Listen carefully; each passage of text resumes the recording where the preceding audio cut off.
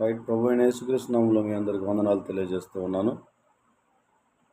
ఈ సమయంలో మరి ఈ ఛానల్ని, యేసు నిన్ను ప్రేమిస్తుడు అనే ఛానల్ని మీరు షేర్ చేయండి. ఈ వాక్యాన్ని చిన్న వాక్యమైనా సరే క్రిస్టియన్ డివోషనల్గా మనం చేస్తున్నాం కాబట్టి క్రిస్టియన్స్కి మాత్రమే మీరు షేర్ చేయండి. ఉపయోగపడుతుంది అనుకుంటే అందరూ అనవచ్చు.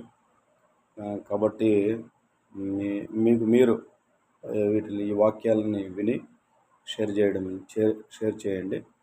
అదేవిధంగా ఈరోజు ఒక చిన్న వాక్యాన్ని మనం చదువుకొని ముందుకు వెళ్దాం. 1 పేతురు 4వ అధ్యాయం 7వ వచనాన్ని నేను తెలియజేస్తున్నాను.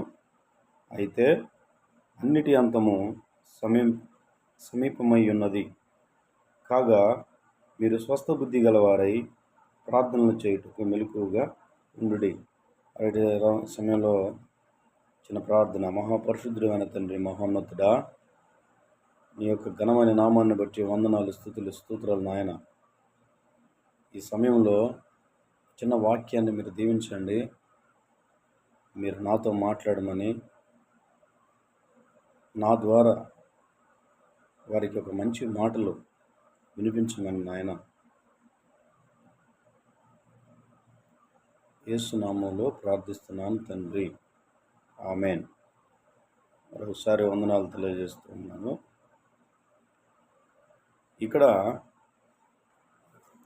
ప్రార్థనలో ఎలా ఉండాలి, మనం ఎలా ఉండాలి అనేటువంటి విషయాన్ని ఈ వచన భాగం నుంచి మనం నేర్చుకోవచ్చు.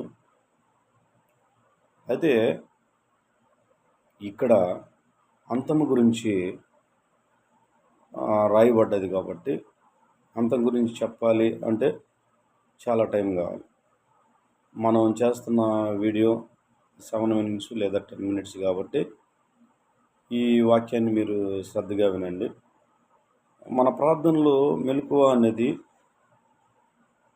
కంపల్సరీగా ఉండాలి. ఎందుకంటే ఈ ప్రార్థన అనేది ఒక వ్యక్తిగతమైనది. ఒక వ్యక్తికి ఉండవలసినటువంటి లక్షణాల్లో ఇది ఒక ప్రధానమైన లక్షణం, ప్రార్థన చేయడం అనేది. ఎందుకు చెబుతున్నానంటే ప్రార్థన నీ జీవితాన్ని మార్చేస్తుంది. నీ జీవితాన్ని ఖచ్చితంగా మారుస్తుంది ప్రార్థన. అదే ప్రార్థన నీ జీవితాల్లో ఎన్నో మేళ్ళు చేసినప్పటికీ నువ్వు దేవుని దగ్గరికి వచ్చి నువ్వు నీ పాపాలను ఒప్పుకోలేని పరిస్థితిలో నువ్వు ఉన్నావు. దయచేసి వినండి. ప్రార్థన వలన మనకి మేలే జరుగుతుంది తప్ప కీడు మాత్రం జరగదు.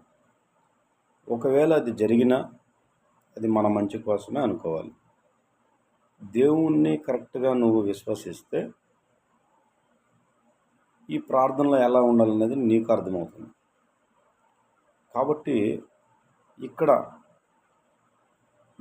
ప్రార్థనలు చేయొచ్చు, మెలకువగా ఉండండి. ప్రార్థన ఏమన్నారు చూడండి.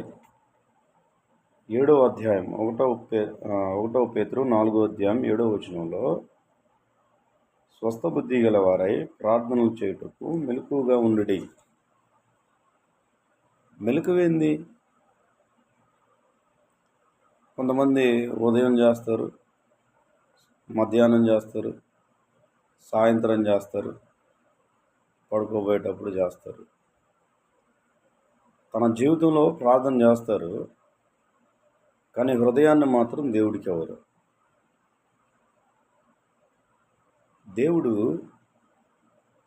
దేవుడు నీ హృదయాన్ని దేవునికి ఇవ్వకపోతే నీ ప్రార్థనని ఎలా ఆలకిస్తాడు? ప్రార్థన వలన మనకి జీవితాన్ని మారుస్తుంది అని చెప్పా. ప్రార్థన వలన దైవశక్తి నీ మీద పనిచేస్తుంది. ప్రార్థన చేయడం వలన దైవశక్తి నీ మీద పనిచేస్తుంది. ప్రార్థన కొంతమందిని మార్చే విధంగా చేస్తుంది. మొట్టమొదటిగా నీ కుటుంబంలో ప్రార్థన ఉండాలి. మొదటిగా నీ కుటుంబంలో నువ్వు స్థిరపడ్డ తర్వాతే నీ కుటుంబీకులను మార్చడానికి ట్రై చేయాలి. కుటుంబీకులు మారలేదు అంటే మనం అన్ఫిట్ అని కాదు.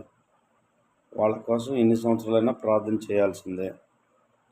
వాళ్ళని ఏదో ఒక రోజు దేవుడు దర్శిస్తాడు.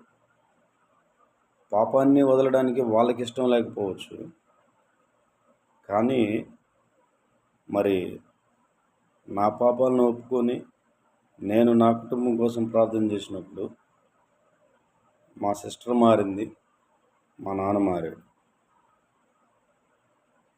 ఇంకా మా బ్రదర్ ఉన్నారు, సో మా అమ్మగారు ఉన్నారు, తర్వాత బంధుమిత్రులందరి గురించి చేస్తాను.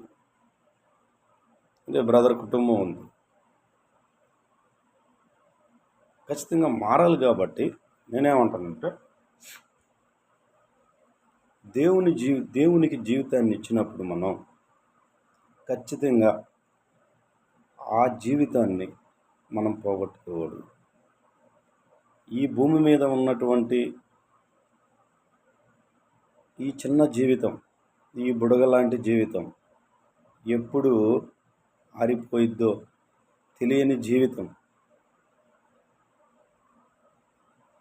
మరి ఈ విషయాల్లో ఎప్పుడు ఒకనొక విషయంలో ఒక్కోసారి మనకు బాధేస్తూ ఉంటుంది. ఒకసారి అడుగుతూ ఉంటాం, ఏంది ప్రభువా ఈ జీవితం, ఏంది నాయన, ఆర్థిక పరిస్థితులను బట్టి ఏంది నాయన ఈ జీవితం ఏంది అని మనం దేవుణ్ణి అడుగుతాం. అడగడంలో తప్పులేదు. మెలకువ అంటే నీ హృదయాన్ని దేవునికి కనెక్ట్ చేసుకోవాలి. నీ హృదయాన్ని దేవునికి కనెక్ట్ చేయబోతే నువ్వెక్కడ ప్రార్థన చేస్తావు? ప్రార్థన చేయవు కదా. ప్రార్థన నువ్వు దేవుడికి కనెక్ట్ అవ్వు. ఫస్ట్ నువ్వు బాప్తీసం తీసుకోలేదు, దేవునికి కనెక్ట్ అవ్వు. దేవుడే నీ ముందు కార్యం చేస్తాడు. ఎలాంటి విషయాల్లోనైనా ఆయన కార్యం చేయడానికి ఆయన సిద్ధంగా ఉన్నాడు. నీకు రోగం అయితే స్వస్థత కలుగుతుంది. గర్భిణీ రాలేదా? లేదు. గర్భఫలాన్ని పొందుకోలేకపోయావా? దేవుణ్ణి అడుగు. దేవుడు ఖచ్చితంగా ప్రార్థనని ఆలకించి గర్భఫలాన్ని దయచేస్తాడు. మనం బైబిల్లో ఎంతోమందిని చూసాం, గర్భఫలం లేని వాళ్ళకి గర్భఫలాన్ని ఇచ్చాడు. మనం తల్లి గర్భంలో ప్రతిష్ఠింపబడక మునిపే మన గురించి ఆయనకు తెలుస్తుందమ్మా. నా ప్రియ తల్లిదండ్రులారా, ఈ మాట గమనించండి. కాబట్టి ఇక్కడ ప్రార్థన ఆరోగ్యవంతులుగా చేస్తుంది. ప్రార్థన వలన దీవెన కలుగుతుంది. అదే ప్రార్థన వలన ఆ కుటుంబం మీదకి ఆశీర్వాదం కూడా వస్తుందండి. ప్రతిరోజు నా బిడ్డలారా, ప్రతిరోజు ఉదయం లేవగానే మోకరించండి, ప్రార్థన చేయండి, 4 మాటలైనా చేయండి. అంటే ఒకవేళ నువ్వు రక్షింపబడి ఉంటే నిన్ను నువ్వు బలపరుచుకుంటానికి, నిన్ను నువ్వు ఆత్మీయంగా బలపరుచుకుంటానికి, నీలో ఆత్మీయతను పెంచుకుంటానికి ప్రార్థన అనే జీవితాన్ని మనం మానకూడదు.